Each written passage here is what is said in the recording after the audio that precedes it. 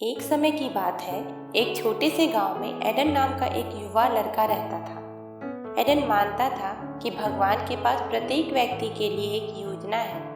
उसके दोस्त अक्सर उसे चिढ़ाते हुए कहते थे, एडन तुम बहुत भरोसेमंद हो, तुम इतने आश्वस्त कैसे हो सकते हो कि भगवान के पास हर किसी के लिए योजना है। एडन मुस्कुराता हुआ बोला, मुझे विश्वास है कि भगवान का हम में से प्रत्येक के लिए एक उद्देश्य है। हम इसे हमेशा नहीं समझ सकते, लेकिन यह मौजूद है। एक दिन एडन को एक प्रतियोगिता की खबर मिली। इस प्रतियोगिता में प्रथम आने वाले को शहर के एक प्रतिष्ठित कला विद्यालय के लिए छात्रवृत्ति दी जाती। एडन का बचपन से एक सपना था। उसमें चित्रकला की अद्भुत प्रतिभा थी और उसके माता पिता को विश्वास था कि वह प्रतियोगिता जरूर जीतेगा। एडन एक खूबसूरत कृति तैयार करने में लग गया। उसने पूरे दिल और आत्मा के साथ अपनी पेंटिंग तैयार की। प्रतियोगिता के दिन गांववासी गांव के चौराहे पर एकत्र हुए। एक एक कर प्रतियोगियों ने अपनी अद्भुत प्रतिभा का प्रदर्शन किया। हालांकि जब एडन ने अपने साथियों द्वारा प्रस्तुत कला के अविश्वसनीय कार्यों को देखा तो वह चिंतित हो गया। जब आखिरकार एडन की बारी आई तो उसने अपनी पेंटिंग का अनावरण किया, जिसमें सूर्यास्त के समय पहाड़ियों से घिरे गांव का सुंदर चित्रण था। उसकी कला वास्तव में आश्चर्यजनक थी, लेकिन वह प्रथम पुरस्कार नहीं जीत सकी। जजेज प्रभावित हुए, लेकिन उन्होंने उस लड़की को छात्रवृत्ति प्रदान की जिसने एक शानदार मूर्तिकला बनाई थी। एडन का दिल टूट गया। उसने अपनी पेंटिंग में अपना सर्वश्रेष्ठ प्रयास किया था और फिर भी उसे जीत नहीं मिली। वह एक पेड़ के नीचे अकेले बैठकर ईश्वर की योजना में अपने विश्वास पर विचार कर रहा था। तभी गांव के एक बुद्धिमान बूढ़े व्यक्ति उसके पास आए और पूछा, एडन तुम निराश क्यों दिख रहे हो?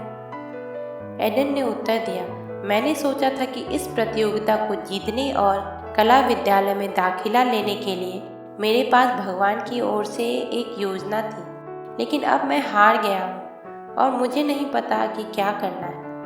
बूढ़े आदमी मुस्कुराए और बोले, एडन सिर्फ इसलिए कि तुम नहीं जीते इसका मतलब यह नहीं कि तुम्हारे लिए भगवान की योजना विफल हो गई है। शायद तुम्हारे लिए भगवान की योजना जो तुमने सोची थी उससे अलग है।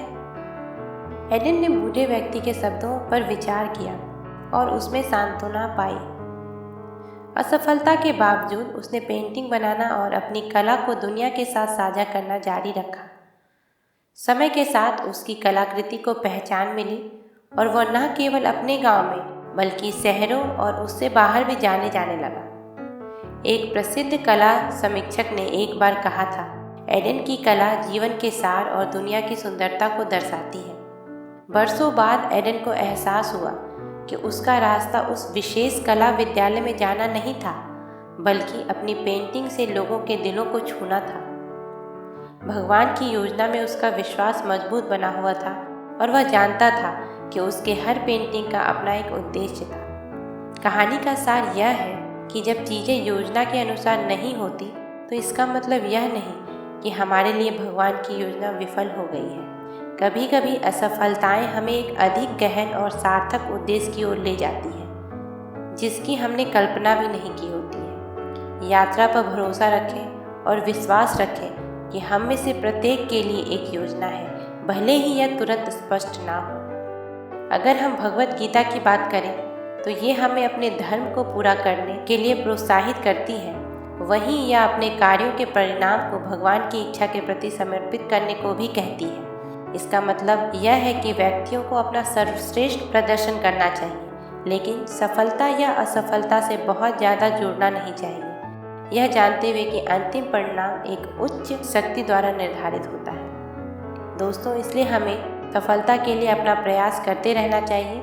समय के साथ हमें अपनी मंजिल जरूर मिलेगी। आशा है आपको ये कहानी अच्छी लगी होगी। ऐसी ही कहानियों के लिए वीडियो को लाइक कीजिए और चैनल को सब्सक्राइब कीजिए। मिलते हैं एक और प्रेरक कहानी के साथ, तब तक के लिए धन्यवाद।